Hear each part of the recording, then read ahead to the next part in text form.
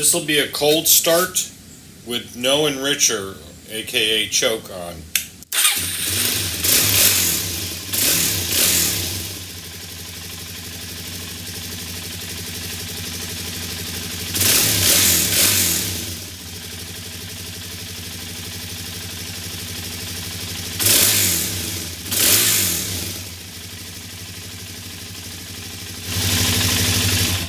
In this part 2, I'll show you how we got here.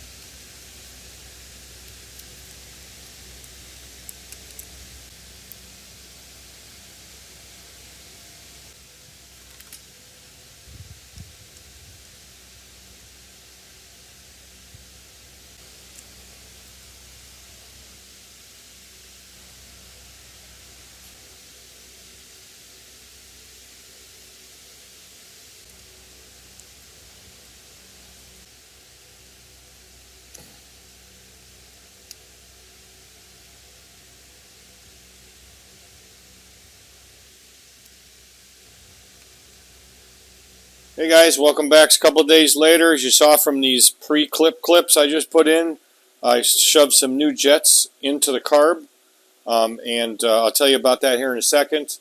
Essentially, we have the exact same setup as we had before as far as everything ready to go. Vacuum line's capped off, the airbox cover is on. You never want to run these without the airbox cover on while you're trying to tune them or determine a jetting or a fuel delivery issue, because they're designed that way to operate as a as an engineered system with the cover on, with a stock air cleaner or air filter element, that is, and the whole thing all tightened up. Make sure there's no vacuum leaks, intake leaks on the boots or anything, the backside or the carb holder. So again, got this guy capped off, which is the vacuum line or the vacuum tap for the fuel cock. So anyway, let's give it a shot. Let's not keep anybody in suspense. Remember the old joke, how do you keep an idiot in suspense? I don't get it. Alright, so I should probably go get the key. Never mind, the key's in it. I just can't see shit because it's early. Power's on, carb is charged. Back that idle down. Oh, by the way, I set the reset, I should say, the slow screw to 2 3/4 turns. Now, I haven't told you about the slow jetting yet, and that's by design. I'll talk to you about it here in a second. Let's give it a shot.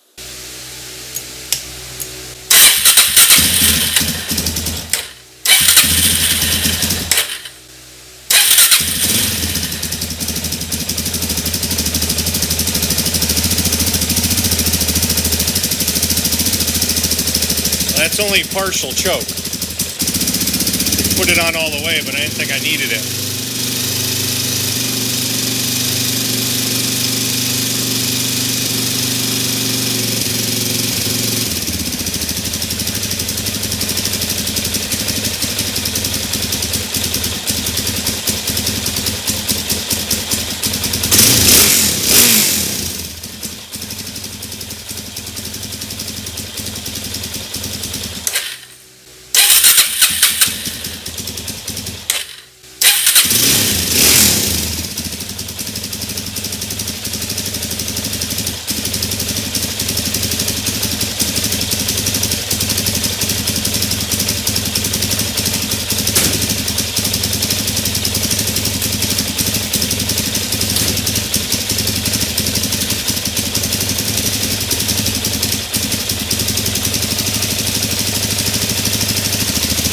Try taking the choke all the way off, dummy.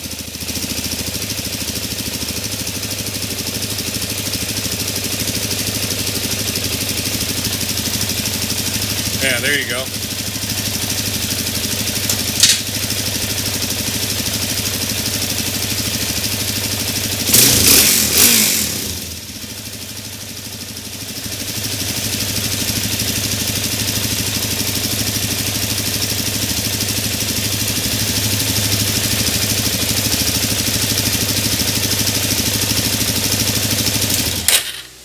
Yeah, see, that's what happens when you leave the choke even on a little bit too long. That's my mistake. So I was thinking I needed to adjust the slow screw, and I'm like, wait a minute, that's still out. So, yeah, it's early. Okay, so sounds great, but I'm going to, what was I going to do? Can't think of it now. I'll be right back. Okay, I remember what it is now. I was reading a service manual, and this is something that was participatory in why I wasn't running too well before with the jetting that I had. And again, I will get to that. Is this idle is supposed to be set 1400 to 1600 RPM. And that sounds pretty high, but when you put it to like 1500, I didn't record this, but I actually had this thing ramping up quick and running really good, but it still had a little bit of that, you know, like it was detonating, like knocking. And I don't know if I can't remember what I said in the other video, but if I did, I apologize. You know, everyone I've ever ridden and worked on did that because these things are jetted so lean, you know, so tight for EPA at the time this thing was built. So we'll get to jetting here in a second. But like I said, what I'm going to do is put my digital tack on it, and we're going to go ahead and set the idle first. And then we'll maybe play with the slow screw if need be, and then we'll get into a summary on this.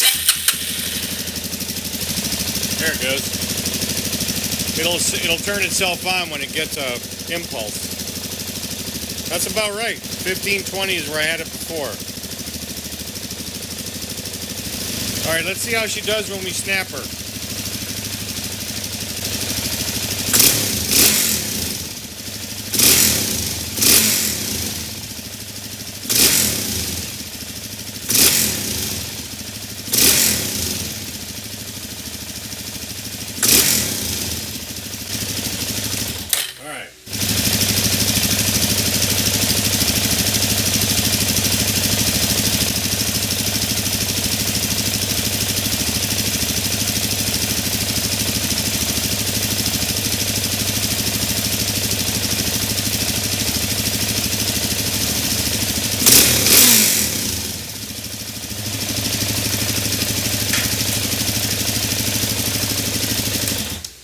Okay. All right, folks, I got to go commando on you off the lapel mic here because it keeps bailing. I think the battery's low in it. So let me tell you what I did. I'll give you a quick summary. So you saw me in the earlier clips, little sub clips. I was putting jets in this thing. And so what I ended up doing was, remember the main jet stock is 142.5, and we maintain that. I just put a brand new one in, though, in case the old one was had a little crusties in it. And it's very difficult to clean those out. Really, when they're really that crusty, because the shit sticks to it, and you just can't get it off in an ultrasonic or even with carb cleaner. Now, I would have done new jets to start with, you know, right off the bat in this thing, and this is my normal MO when I do a carb that's nasty like this one. But I assumed that the Makini kit came with jets, and I think I mentioned that earlier in the video, and they did not. So my bad. So I had to reuse the ones that were in there. Now for the slow jet, what I ended up doing was, remember that it was 22.5 for a stock, and I went to 25. So I got a brand new 25 in there, and you can see how it runs with that. So it runs really well. It picks up boom, really quick, good, no problems. Idle's great once I turn the enricher off, of course. And then I'm really happy with just the way it is, smooth. Now as far as the slow screw goes, you just saw in the last clip that I did a tweak on that. And this one is super easy to get to. I'll show you that really quick. This is the body for it, the little standoff. Nice body. And it's inside that hole. And it's super easy to get to with a tool like my, well, you can get these too. It's not just mine. A Motion Pro carb adjustment tool. I have two types. One's a little longer on the end, and it's only set up for a slotted. I like this one the best. It's got a little bevel gear drive on it. And it comes with all these tips. This happens to be the slotted one because this is what this takes. And I'll show you how this works real quick. I highly recommend this tool if you're going to do any of the work for yourself. This is a great tool. So the way this works is, and I like to usually make a mark on it with a, in this case I have two silver marks that are lined up, and there's a detent on this. It clicks. Now, there's 8 clicks equals 1 full revolution, so 360 degrees. So if you went 4 clicks, you'd be half a turn, and if you went 2 clicks, you'd be a what? Quarter turn, quarter.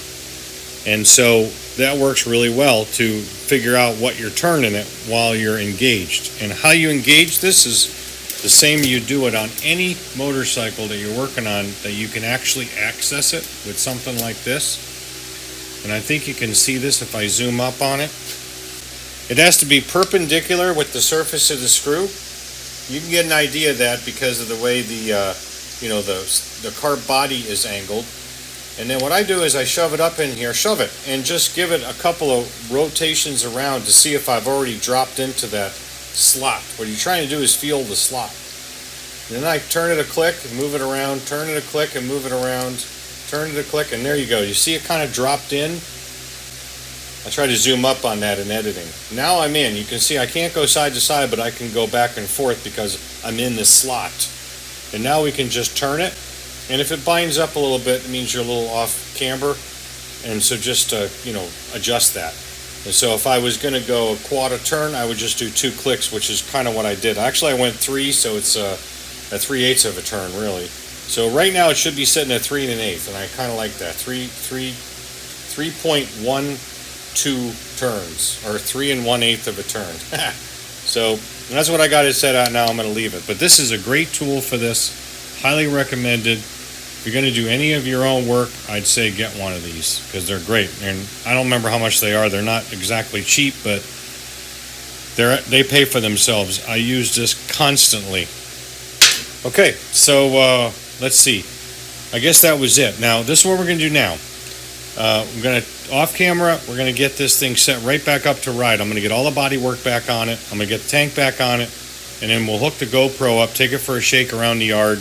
Make sure that it's got good low, mid, and heavy throttle. You don't want to go wide open throttle on this thing. It'll pick the front wheel right up, especially in lower gears.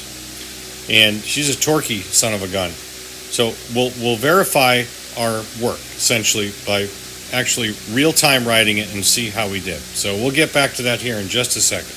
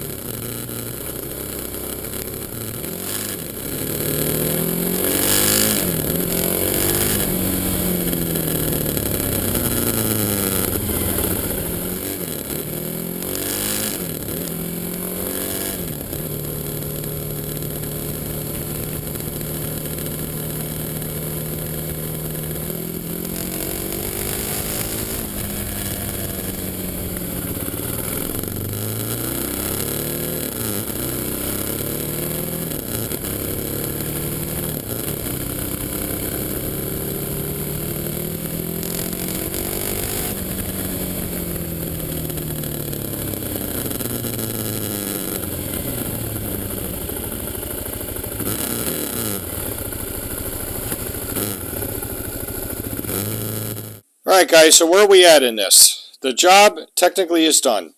And that is because it runs well and it is in saleable condition. The parameters I was given by the customer was to do those things. It was in a non-running condition because the carburetor was gunked up because he drained the tank and not the carb when he put it away how many months ago. And I got it running and it runs well. Is it to my 100% satisfaction if it was mine? Not quite. I would want to tweak the carb a little bit more with jetting, but that's just me. I'm a perfectionist with these things, and sometimes that's a blessing and sometimes it's a curse. And so you can go so far on them, but you always have to remember what the objective was that the customer wanted. And so again, we met this objective. Runs good. I'm overall happy with it. You got to remember that these things were jetted real lean from the factory to accommodate the EPA standards of the time, in this case the 2017 model year. So, you know, there's no problem with this bike at all. There's no problem with it. It would definitely be reliable. It'll definitely run, and it'll definitely pull you through the trails. The thing got a lot of torque. It runs good, runs smooth. I'm happy with it. I did find a dumb mistake that I made, or omission, or error of omission, I guess, was I checked the battery terminals just a little while ago because I'm thinking to myself, I wonder if the TPS is getting a little cattywampus on us as far as electronically. And sure as hell, the negative one in particular was pretty loose. Now, I did check those by twisting them, yanking them. They didn't move. And the thing cranked good. But, you know, I should have put a screwdriver on that, the big, you know, JIS screwdriver or 10 mil, and tighten those up, which I just did.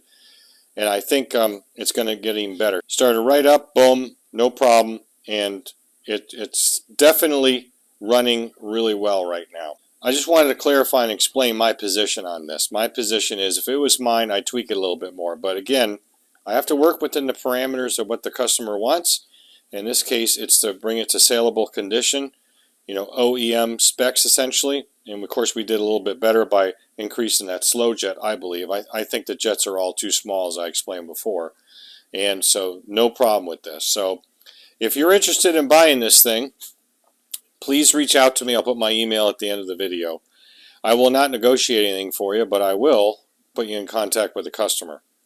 He's a real honest guy. He's going to give you a good deal on it, I'm sure, and he will, you know, he'll work with you, most likely. I'm guessing. I mean, he's a really nice guy.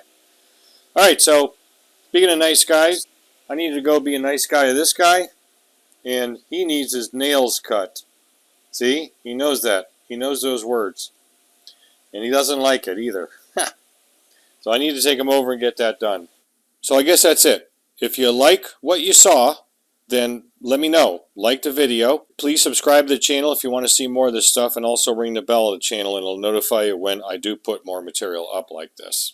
Just remember, guys, always don't just repair, restore. Thanks for watching. Catch you on the next video.